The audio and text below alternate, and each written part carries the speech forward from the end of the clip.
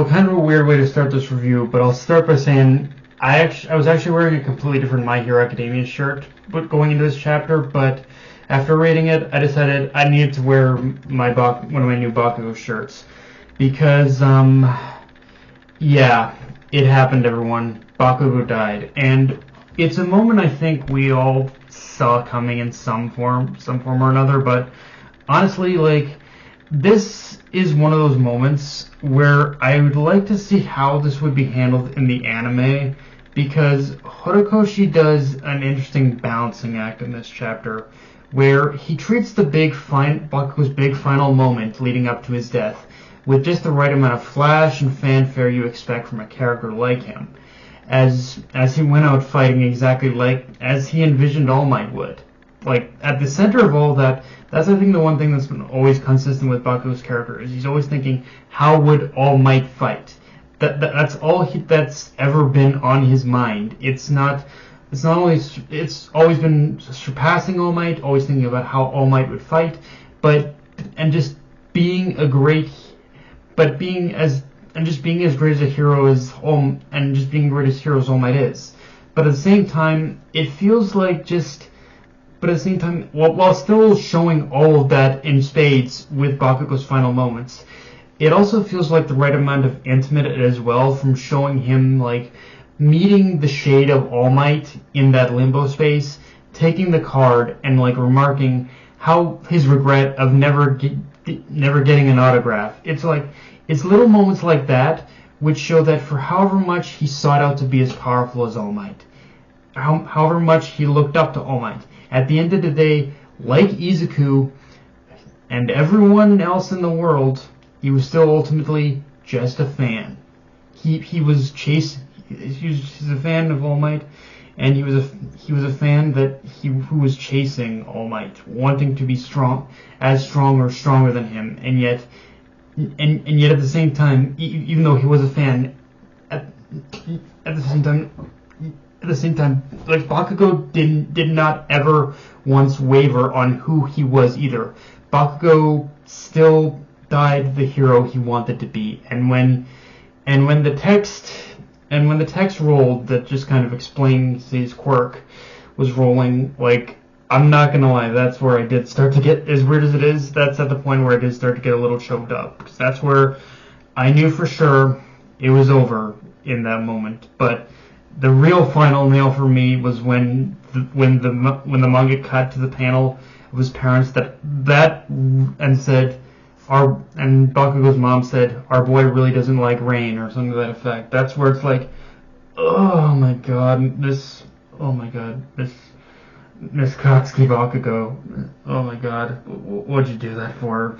Like, yeah, I'm sure there are going to be people who are going to have problems with how this death was handled. I'm sure it's all going to be there, but I'm not gonna lie. This, and granted, there are still things I think could have been maybe done better, but as a send off for Bakugo, this was the right way to do it. This was kind of the perfect way in order to just send Bakugo off with a bang. That's just who Bakugo's always been, through thick and thin of it. Now, with that said, obviously because Bakugo is still a main character, the question does rise up of, do I believe that his death is going to stick? And for the most part, yes. I do believe Horikoshi is willing to stick by the idea of killing Bakugo. I think this is one of those things that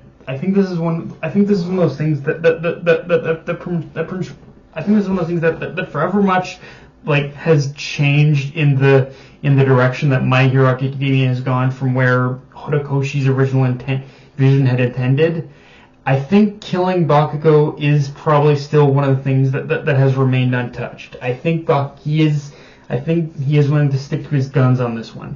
The only thing that does worry me a little bit is that there are still two quirks that Izuku has yet to unlock from the last two remaining Wheels of One for All. And I do worry that one of those quirks could be a last-minute save to revive Bakugo, especially considering the second user remarked that his quirk is only meant to be used as a last resort, that which means that the power itself is a one-shot deal, or just in general, I am worried One for All could be in some way used to revive Bakugo. Now, in terms of how One for All can be used for that purpose, I really only believe that Horikoshi is going to use One for All to revive Bakugo if, for example, he ends up in the very similar situation he ended up with the villains, where killing Bakugo ends up costing him sales, or ends up costing the series sales or popularity, and people just ditch it because Bakugo's dead. Like, I can see that being a problem, and when where he might do that, that's the only situation I see him reviving Bakugo is if it affects sales and sales drop or whatever else. But again, with him ending it in a year, I don't know how much that's also going to matter. And even then, I still do think he is going to stick with this. But aside from that, I think, aside from maybe that what if scenario, I do think Horikoshi is committed to killing him. I don't think he would have built this death up over the past couple of chapters if he wasn't committed to doing this. And in some ways, Bakugo's death also serves as a very key cornerstone in the sense of what's been kind of built, of what's been kind of hinted at since pretty much the beginning of the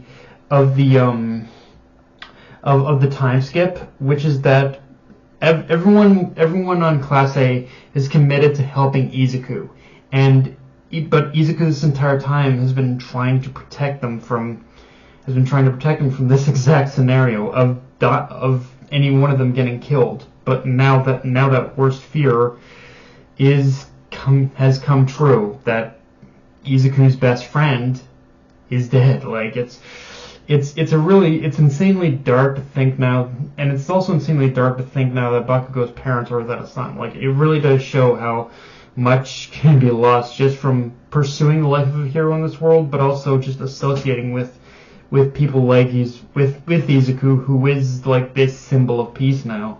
But in general, like, there is build up there of like showing that this is the worst case scenario that Izuku feared would happen, and he even warned them about it, but they still charged forward with it. With that said, and maybe this is just me being optimistic, but even though it was shown that Bakugo clearly missed his mark with the shot he was intending to fire at Shigaraki, I would be surprised if something of a combination of what Bakugo did along with the big three didn't do something to Shigaraki, because if Bakugo is in fact dead for good, one would think Horikoshi would want Bakugo's death to at least leave some kind of lasting mark on Shigaraki, like a final fuck you, if you will, that's gonna weaken him, that's gonna just ever so slightly weaken him just enough to give Izuku and the others that very slight edge when he finally gets back. Which, yeah, again, as I said, I'm just imagining the look on Izuku's face right now I imagine it's gonna have what Izuku's gonna see when he sees Bakugo's lifeless body, and again, I'm imagining it's going to resemble something very close to what we saw from Genius and everyone else who had a front row seat to what happened here. And I can really only imagine what Genius is feeling right now, because Bakugo was under his charge and he felt responsible for him. And now, I think he feels, in this moment, I think Genius feels like he failed in some way. And it would actually be really great to see Genius be the one to deliver the news to his parents, and not even like a scene of dialogue, or just keep it completely without that, and just let the sounds of an emotion take center stage for something like that when all this is said and done, obviously. But I would really like to see that happen. But yeah, guys, that's all I got for this review. If you enjoyed the video, like, comment, subscribe. Follow me on Twitter, Analyst Crunchyroll. Be sure to notification bell, hit the subscribe button, and just share the video around, guys. Dark Knight of Anime, signing off. Later, everyone.